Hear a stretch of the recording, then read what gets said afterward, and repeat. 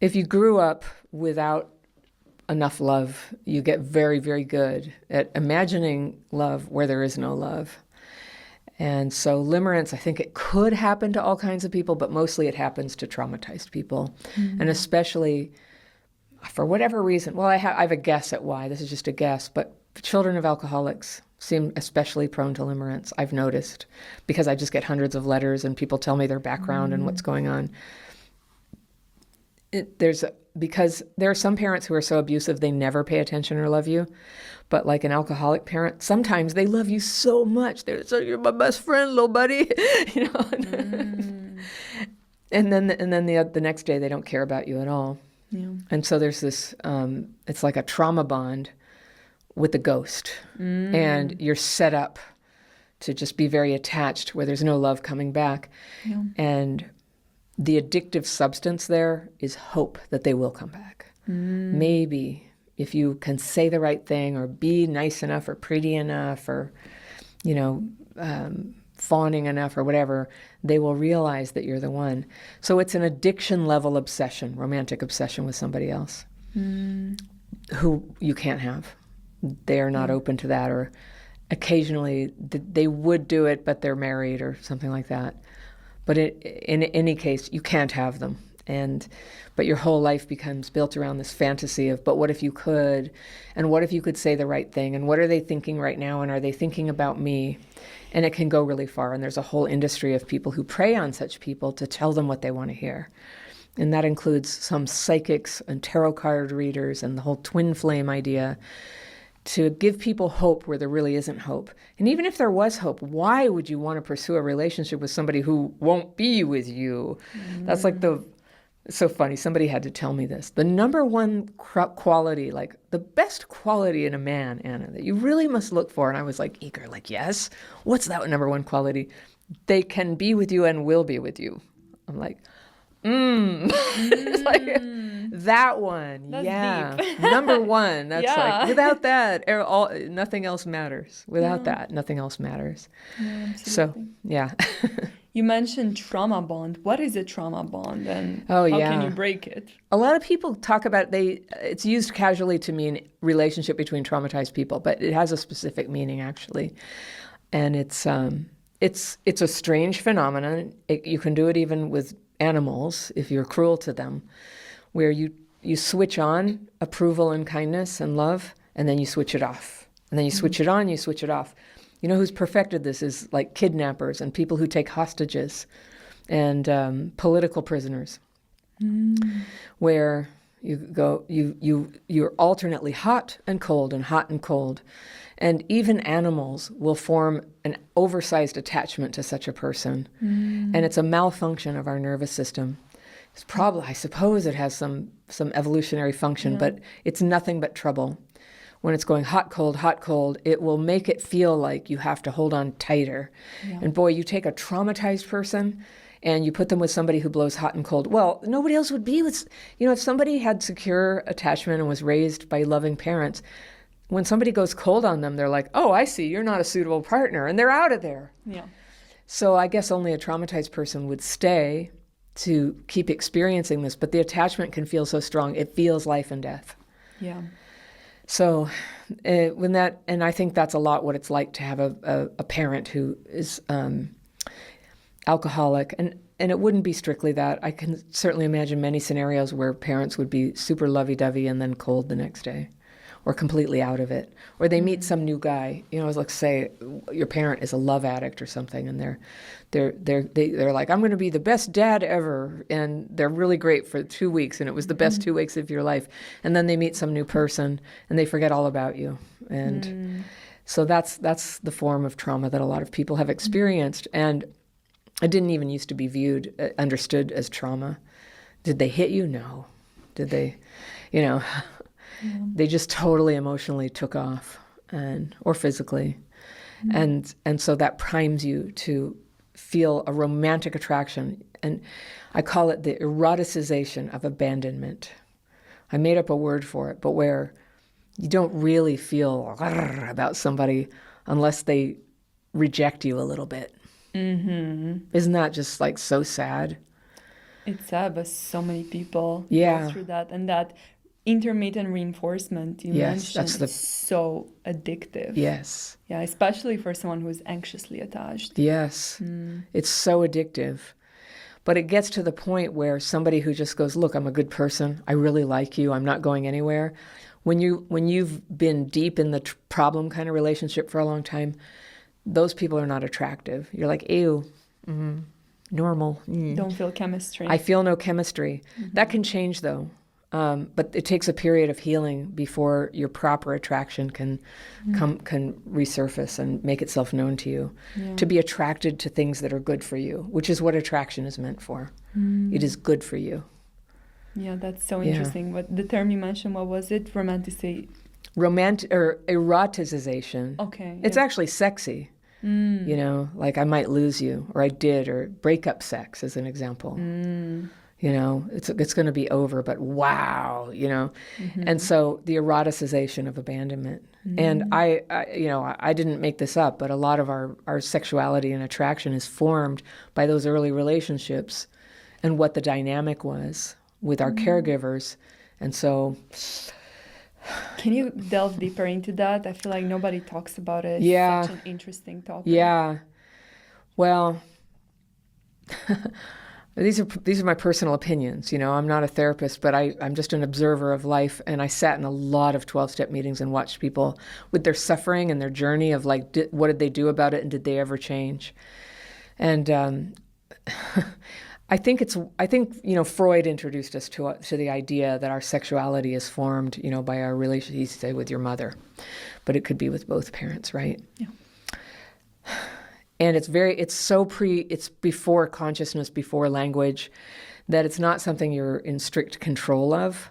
I don't think anybody can really help who they feel attracted to, or they can't help who they fall in love with. And it can feel like a curse that will never change.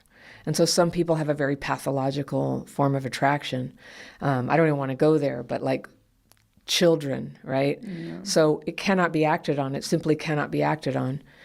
And then some of us have these gray area things where you're free to go ahead to get together with an abusive person or a person who doesn't like you. It's not a crime, but you will never be happy. And you could be hurting other people, let's say, if you're going for married people. So it's a pretty serious thing. And it's very hard to change by trying to change directly like who you go for. And this is the great delusion. It'll all be better, you know, if I just meet the right guy, this will all go away. And I think there are such cases where somebody met somebody who just loved them so much the right way that it just sort of sorted the whole thing out. But more often, I think people who are not able to change this within will get worse and worse over time and eventually become isolators. You know, if you're late in life and you're sick, you end up, you don't have the kind of relationships where people are there caring for you, visiting you, inviting you for holidays. It's a tragic outcome. And so changing within means first you stop taking the poison. And until you're sober from the poison, you're not going to be able to see the path forward. That's certainly my experience, and it's what I coach people and teach in my courses. First, you stop taking the poison. And that can be hard. And usually none of us will take such a bold move to say, I'm gonna cut off all these kind of half-measured relationships with people who I kind of like, but they don't like me, or vice versa. I used to keep around, when I was single, these men who I knew they were kind of into me and hoping I would come around.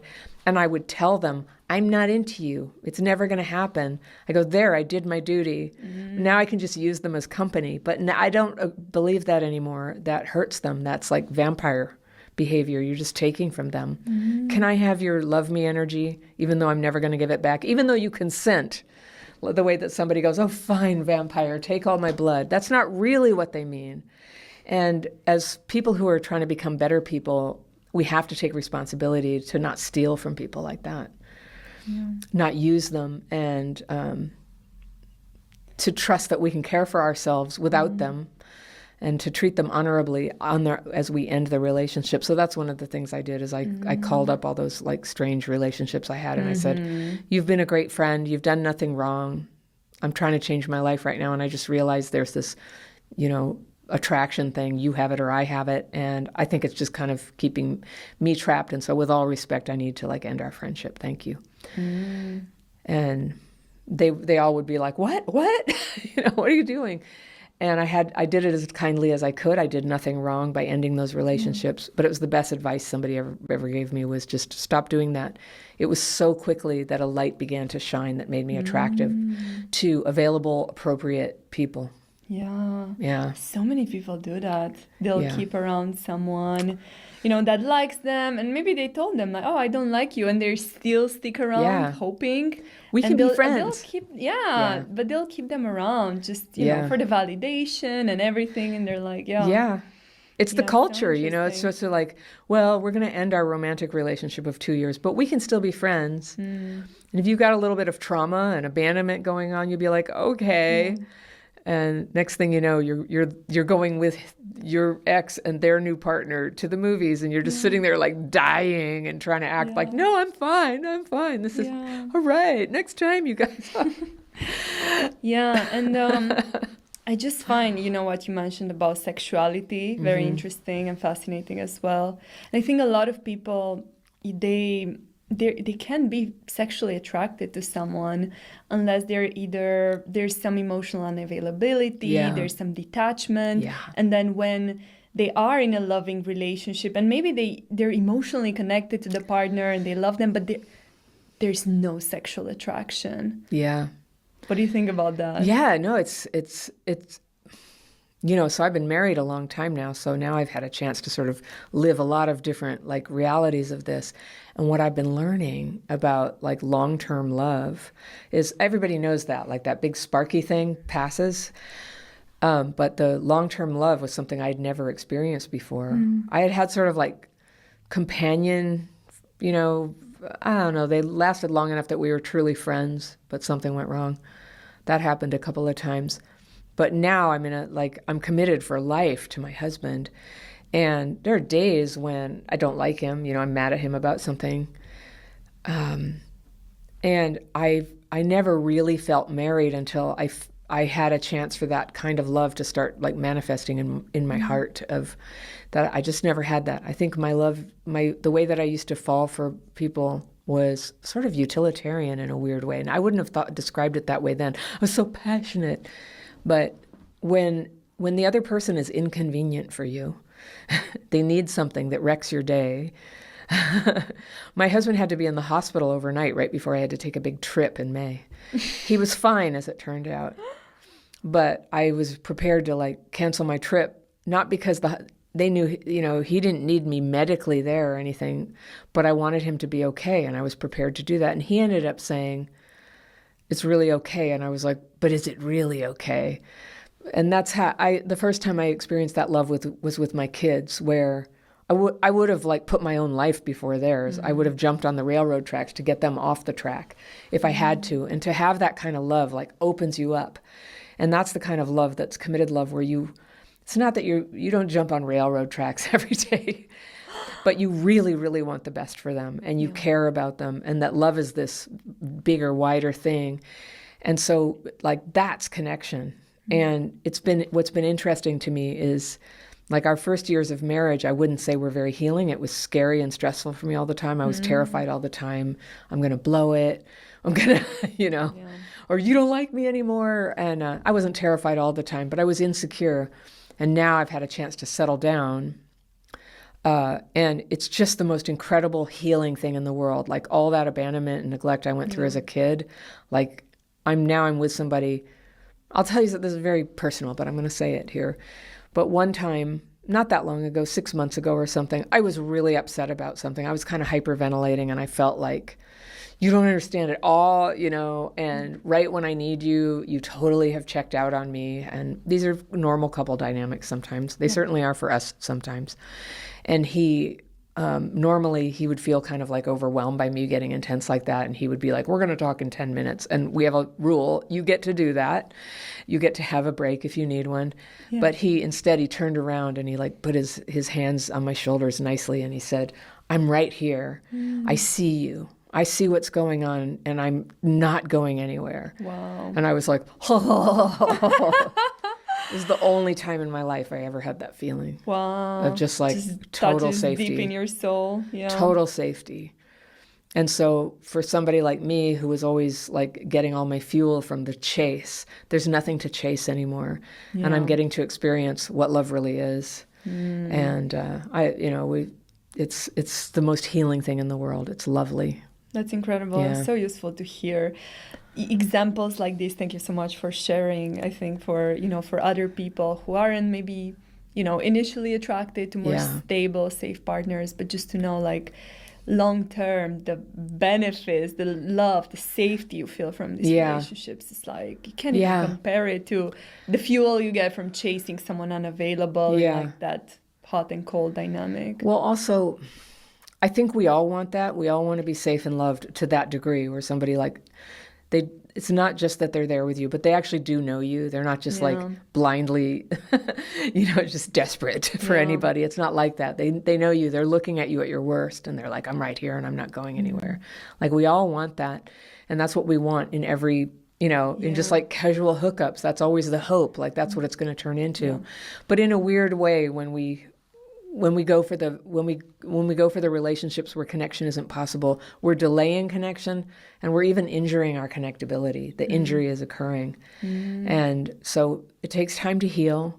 It goes slowly. It takes practice. But first you stop the poison. You stop taking the poison. Yeah. And there can be withdrawal when you do that, when you don't have all this excitement and stuff. It'll just feel like, well, what am I supposed to do all day? Yeah. Yeah. How can you spot a good partner? Like, what are some signs to look out for? One, they can be with you and they will be with you. Love that. That's one, yeah. But two is they're not entangled with somebody else and they will create no drama whatsoever. And I know some people who end up being good partners sometimes have an ex who's like a difficult co-parent or something. And that's not ideal. Your ideal partner doesn't have that and has been able to undo it. So anyway, I will always have forgiving boundaries for people where it's really right, but they have something like that.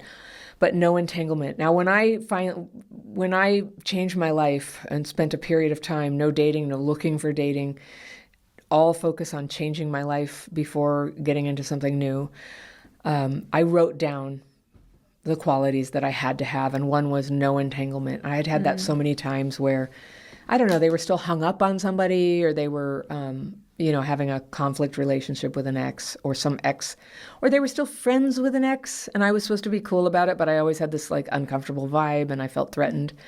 And you don't want somebody who leaves you feeling jealous or invalidated or stupid, or like I think that for traumatized people who are good at crap fitting or being cool girl or nice guy, there's a lot of this feeling where the partner's doing behavior that makes you feel jealous, and that's right. It's for a reason. It's because they're flirting with people, and it's making the whole relationship very unstable, and that's your red flag detector going, this is not good for me. And so it's, there's an absence of these things that make you feel terrible about yourself. And for those of us who kind of feel terrible about ourselves in many circumstances, there's going to be a little bit. But that's why you have to do your homework to be able to tell, are they just chronically, or they, just when you say, listen, we need to talk, and they're like, oh, here we go again, what, that they're there for it, that they want to talk. And healthy people aren't going to be like that if you're still in so much inner chaos that it's just constant and you're not working out your own stuff. You're coming to them, trying to get them to fix you. So it's really like an inside job first, and then you're keeping an eye out for them. I would keep an eye out for the way they treat children, animals, people who serve your meal in a restaurant, other drivers, and things like that. Like watch how they treat those people, because that's how they'll treat you on a bad day. Yep. I never thought about it like that, but absolutely. Yeah. I remember that. I was on a date once, and a guy with a car, and he's like yelling out the window, and I was like, oh, luckily that was it for me with that guy. Yeah. But that's how they'll treat you on a bad day.